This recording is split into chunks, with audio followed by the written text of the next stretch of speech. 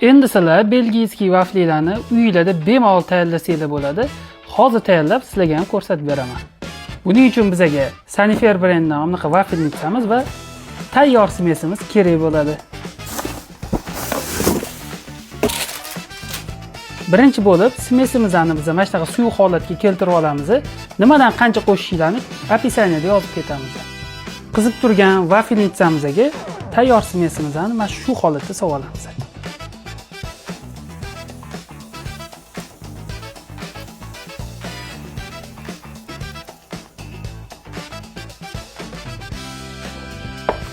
Va pishgungacha yopib qo'yamiz.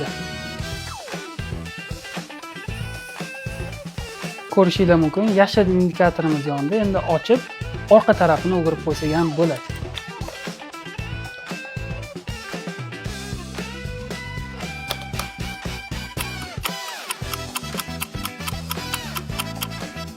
Vafligimiz ham tayyor bo'lib qoldi. Ochib, qarzdorligini tekshirib ko'ramiz.